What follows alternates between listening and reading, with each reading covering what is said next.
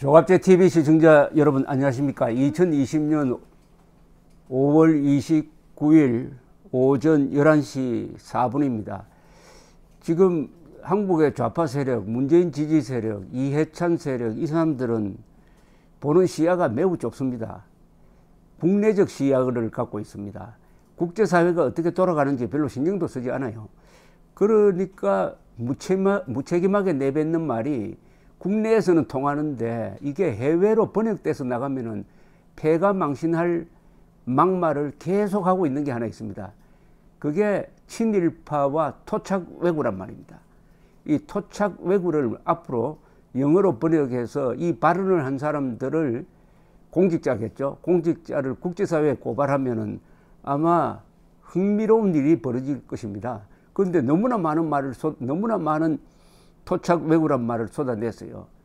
심지어 통합당을 토착 왜구 집단이라고 이해찬 씨가 이야기한 적이 있습니다. 토착 왜구라고 하는 이 인종차별적 이런 걸 헤이트 스피치라고 합니다. 헤이트, 증오, 스피치, 증오 발언입니다. 헤이트 스피치는 대부분의 문명국가에서 형사처벌 대상입니다. 그러니까 앞으로 이 법을 만들어야 됩니다. 토착 왜구란 말을 쓰는 사람은 형사처벌하고 국제사회에 고발하는 무슨 이런 시스템이라도 있어야 될 것 같습니다. 그러니까 한국 종북 좌익 세력은 친일파를 군국주의 일본이 아니라 현재의 일본과 친한 사람들까지 공격하는 데 악용하고 있습니다. 예컨대 천황이라고 부르면 친일파라고 욕하고 자위대 창설 기념식에 참석해도 친일파라고 합니다. 이는 특정한 민족, 특정한 나라와 친하면은 가만두지 않겠다는 이 인종차별적 의식을 깔고 사람을 협박하는 행위로서 우리 헌법이 규정한 양심의 자유를 짓밟는 것입니다. 이것은 언론의 자유로 허용될 만한 범위를 넘어섰습니다. 폭언입니다. 인종차별적 폭언입니다. 헤이트 스피치, 레이시스트. 토착 왜구는 한 걸음 더 나가서 일본과 친밀하게 지내자는 이들을 욕하는 데 활용되는 가장 극단적 용어입니다. 여기에는 이중의 인종차별적 의미가 내포되어 있습니다. 자신과 정치적 생각이 다르다고 동족을 일본인으로 간주해가지고 앞으로 가만두지 않겠다는 것이고, 일본인 중에도 왜구, 강도단입니다. 왜구, 강도단에 비유했으니까 이거는 이중의 악질적 인종차별적 증오 발언입니다. 증오 발언이에요. 그래서 친일파와 토착 왜구라는 용어를 쓴 정치인들 명단을 만들어 가지고 이들을 나중에 법이 만들어지면 형사처벌하고 국제사회에 고발하는 방법을 강구해야 됩니다. 토착 왜구라고 하면은 적폐다, 숙청해야 된다는 말이 저절로 따라오게 생겼습니다. 피냄새가 나는 말입니다. 이거 피냄새가. 유대인들이 바로 토착 왜구로 몰려가지고 히틀러에 의해서 토착 왜구로 몰려가지고 말살된 것 아닙니까? 600만이 멀쩡한 이성적인 독일 사람들을 들쑤셔가지고 600만을 죽이는 공장, 아우슈비츠 같은 공장을 만들었던 이 악마가 지금 대한민국에 살아났습니다. 악마가. 이건 악마입니다. 악마. 이해찬 씨가 만약 앞으로 한 번만 더 토착 왜구란 말을 쓰면은 국제사회에 고발해야 됩니다. 국제사회. 이걸 영어로 번역해가지고 국제사회에 돌려가지고 이런 자가 여당의 대표다. 앞으로 이런 사람한테는 비자 발급하지 마라 하는 캠페인을 벌리고, 만약 이해찬 씨가 한 번만 더 토착 왜구란 말을 쓰면은 문재인을 토착 왜구라고 부르겠다라고 경고해야 됩니다. 그럴 만한 충분한 이유가 있습니다.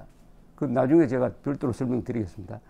이런 문제와 관련해 가지고 지난 어제 이 허민 기자, 문화일보 허민 기자가 근사한 제대로 된 칼럼을 하나 썼습니다. 제목이 뭐냐면은 토착 왜구론의 위선과 악마성입니다. 제가 한번 소개해 드리겠습니다. 국민의 생각을 친일 반일의 틀 안에 가두어서 내 편과 내 편을 가르는 친문 세력의 이런 습속에는 인종주의적 광기가 서려 있다. 인종주의는 역사적으로 전체주의 정권의 헤게모니 확보를 위한 수단으로 이용되었다. 히틀러 나치 정권은 아리아 인종론을 토대로 당시 유럽에 살던 1100만 명의 유대인 중 절반이 넘는 600만 명을 학살했다. 전후에도 남아공의 아파르트헤이트, 캄보디아의 킬링필드, 보스니아 분쟁, 수단 내전, 르완다 내전 등 비극적 사건이 대부분 인종 청소에 속한다. 중국이 위대한 중화민족의 부흥을 내세워 안으론 티베트 등 소수민족을 탄압하고 밖으로 지역 패권을 꾀하는 것도 인종주의의 변종이다. 인종주의는 인류가 낳은 가장 악마적인 통치 기제 메커니즘이란 뜻이요. 친문 세력 역시 자신을 비판하거나 반대하는 개인과 집단에 친일 매국 이적이라고 공격해 왔다. 이들은 대한민국 건국의 아버지들과 6.25 전쟁 영웅과 산업화 주도 세력에 걸핏하면 친일의 모자를 씌워 청산하고 괴멸해야 할 대상으로 몰고 갔다. 파묘법을 만들어 현충원에 묻힌 호국 경영 중 친일 인사를 골라 부관 참시하겠다는 끔찍한 주장을 하는 것도 이런 사고에서 나온다. 토착 외구 구호는 그런 점에서 문재인 정권의 반일 정서, 조국의 죽창과와 맞닿아 있다. 이해찬 더불어민주당 대표는 총선 전 야당인 미래통합당은 토착 외구라고 했었고, 이번엔 윤미향은 굴복 말라고 했다. 국회 행정사법의 3부 권력을 장악한 친문진영과 강남좌파, 자칭 진보 정치인과 시민운동가들이 기득권 카르텔을 유지하기 위해 반일 전선을 일상화하는 가운데 윤미향과 정의연은 권력은 비대해졌고, 정의기억연대, 정의연의 권력은 비대해졌고 비호를 받는다. 반일이란 원래 반제 반미를 주요 타격 방향으로 하던 주사파 민족해방 이념의 하위 구호다. 하지만 일제강점의 아픈 역사를 경험한 국민에게 친일 반일 프레임은 마약 같은 효과를 발휘한다. 지금 친문 집권 세력은 과거 특정 종족 유대인을 인종 청소하려 했던 나치 권력처럼 정치적 반대자를 특정 종족으로 몰아 절멸하려는 잔혹한 현실을 만들어내고 있다. 위선보다 차라리 위약이 낫다. 반일로 권력을 살찌운 이들이 친일파 척결이라는 칼을 휘두르면서 그게 정의인 양 하는 게 바로 위선이다. 이용수 할머니는 28일 배우 음모론에 1,000번, 100번, 1,000번 이야기해도 나 혼자 했다고 부르짖었다.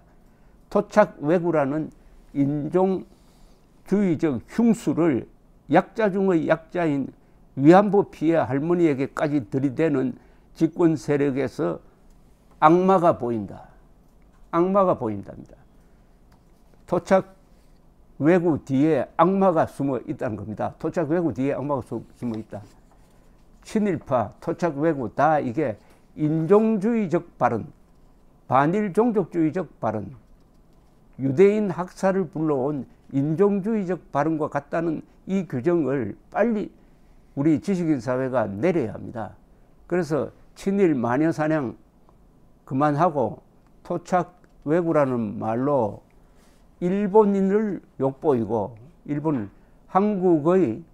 한국에서 일본과 친하게 지내야 되겠다는 사람을 적으로 돌리는 이 세력을 뿌리 뽑아야 됩니다. 이 세력에 대해서 별명을 하나 붙여줘야 됩니다. 이 자들은 히틀러의 제자들입니다. 히틀러의 제자들입니다. 세계의 참화를 불러온, 킬링필드를 불러온 유대인 600만 명을 학살한 그 바탕에 있는 독일 민족 아리안 우월주의 플러스 유대인 말살론, 이게 2020년의 대한민국에서 권력의 날개를 달고 선동 언론의 뒷받침을 받으면서 한국 사회를 배회하면 되겠습니까? 한국에는 지금 토착 외구라는 유령이 떠들고 있습니다. 이 유령을 잡아가지고 응징해야 합니다.